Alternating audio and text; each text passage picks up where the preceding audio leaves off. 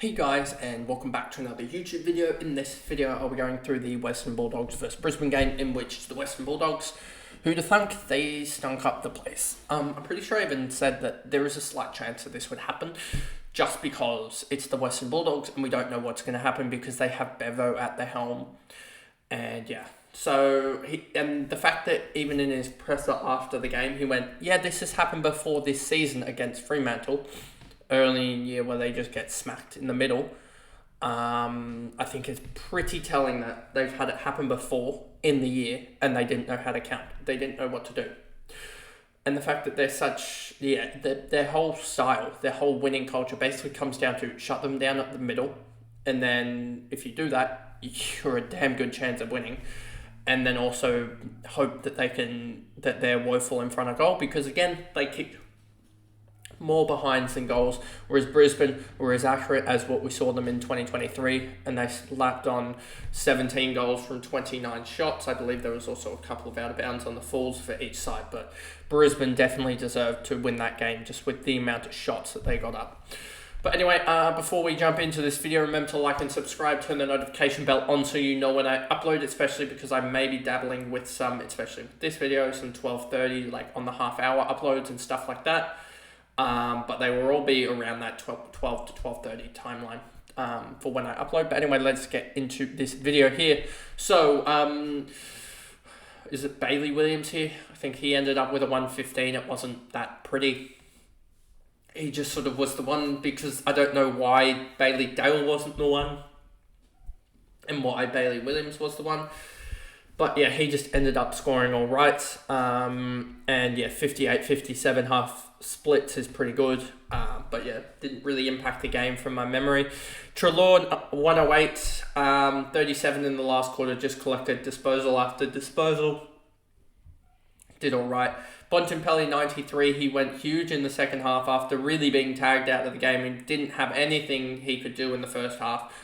He was really poor in the first half, and then second half he ended up with a 70 to go 93. I will obviously not be taking the captaincy on both of those, as I did have him captain in both, VC in both AFL Fantasy and Supercoach.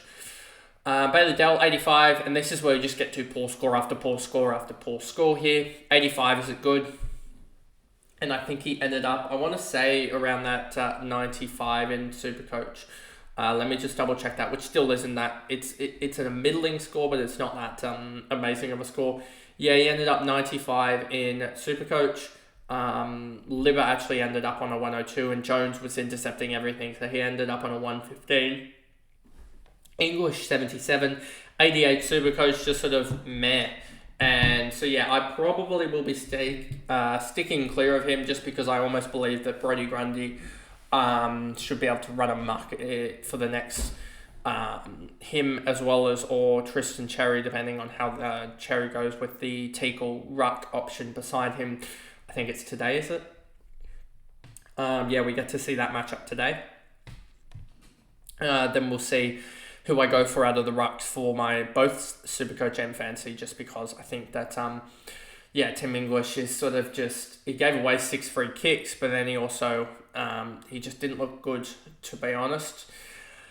Then we go down, Bramble, 72, McRae, 62. They finally put him in the middle for like the second half, and it worked. So yeah, I just don't get the strategy when you've got Trelaw, Bontempelli, Liberatore, McRae, and then you also have you just have way too many sort of almost on-ballers in the side now, thinking about it. So the return of Liberatore, I think it just killed off McRae's sort of, I wouldn't say momentum or anything, but he just looked poor. Garcia, Caleb Daniels, 55, Riley Sanders, 54. He's going to have to do, I just don't think he can really work as sort of that third or fourth midfielder, so it's going to take some time for him to actually sort of develop, because yeah, he basically was only getting all those points last week through tackles, and this week it was through sort of 3 tackles, 3 marks, and like 20 odd disposals, something like that. Let me just double check that. 17, 2 and 3, and he got to a 54. He's a very handball happy midfielder. So yeah, I don't think it will work for him in the next little bit, but he could be an interesting one in year 3. I think he's one of those ones that could easily be a year 3 guy, especially if Liberatore retires, Jack McRae moves on, Treloar will be like 30 something by then, and Bont will also be 30 I think by then. So I genuinely think in a couple of years Sanders will be good, but I don't think he's an option this year, for the back end of this year or next year. McNeil 51, Ugelhagen 50, Gallagher 50, Keith 46, O'Donnell 44, Dreyer 42, Riley West. Fraser didn't score so well. He just didn't get involved, especially in the third quarter. Saved it late a little bit with a couple of handballs there to get him up to 40. But yeah, it sort of sucks. It was like a 52 in Supercoach. So, I mean, what can you do? I'm not too annoyed about it, but yeah, it's a little bit frustrating. Lob, Vandermeer, and Karmas. I mean, it doesn't really matter because I'll have 22 guys on, and he will be sort of that 22nd. If he's the 22nd scorer, or even the 19th scorer at 52, 40 or 52, then it doesn't really matter. Hitwood, he just kicked the bag. Simple as that. They couldn't stop him. They couldn't stop the unicorns, as they say, of Hitwood, and also where is he? Of Danaher here. Danaher also kicked, I think. Did he only kick 2? Let me just double check that. Let me see here. He kicked 2 goals, 3 Danaher. So Danaher and Hitwood combined for 8 goals, 5. That is about as good as you're going to get. Neil 128, and it was like a 134 in Supercoach. It was he was just on point. And it was annoying because he wasn't really getting scored well, I thought, early. And then just late on, he finally started to get scoring. And maybe that was just because the sort of, scaling factor came in or something like that. But he sort of crawled his way back to about 1-to-1 ratio and then got slightly ahead of it. Berry, I thought, was amazing, especially with his game on Bontempelli in the first half. He actually absolutely dominated that, including kicking a goal. He would have had about probably 15 disposals in the first half. He ended up with 23. So 1, 2, 3, 4, 5, 6, 7, 8, 9. So yeah, he had 14 disposals and a goal on Bont in the first half. Ended up at 96, 95. So yeah, pretty good game from him. Hugh McCluggage, 89. I think he's one that he's just sort of that prototypical 4th or 3rd midfielder there, alongside the likes of Neil, and also Dunkley had a really poor game. So you got Neil, Dunkley, and then you sort of have Berry and Zorko as that, Berry and McCluggage as that 3rd and 4th midfielder option, and that seems to be how it works at Brisbane. And I mean, it's working. People say, oh yeah, Brisbane are cooked this year, they've been so bad. The problem for Brisbane has been just their goal kicking, as well as the goal kicking of opposition. And it's not actually been their midfield that's been the problem, which is quite a surprise when you look at a team that's won, 6 games all year? Something like that. Or 5 games all year. They're 5-1 and 7? 5-1 and 6, maybe? I'm not exactly sure how many games they've lost. But they've lost a fair few, but they've also won a fair few. And I think they can actually sneak in. That's the funny thing. They've played 12 games, won 5, lost, drawn 1, which would mean 6 games in total. So they've lost 6 games so far, which means they're almost in a better position than Western Bulldogs. They're almost in a better position than Western Bulldogs. And yeah, so that'll be interesting to watch that unfold, because Western Bulldogs have played 13, won 6, lost 7. And Brisbane are only 2 points behind them. So I could genuinely see Brisbane are only... With all said and done, Essendon have had an amazing year. And Brisbane have had such a stinker of a year.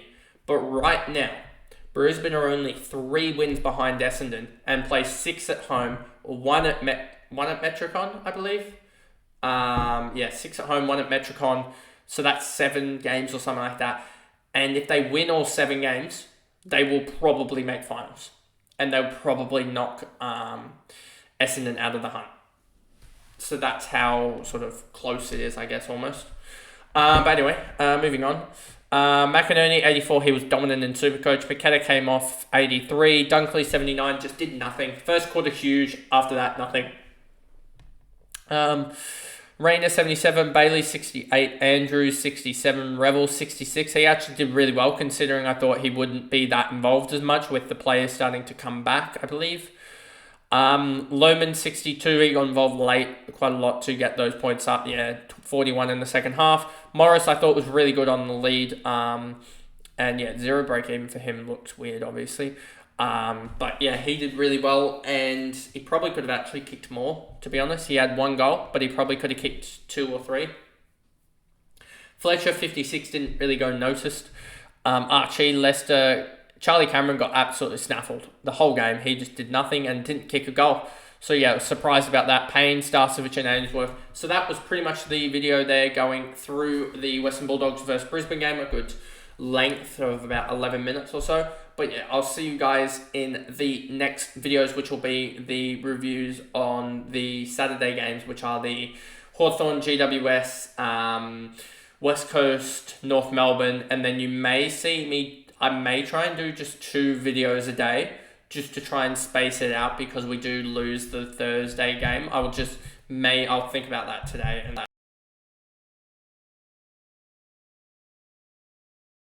see you guys in the next one. Bye guys.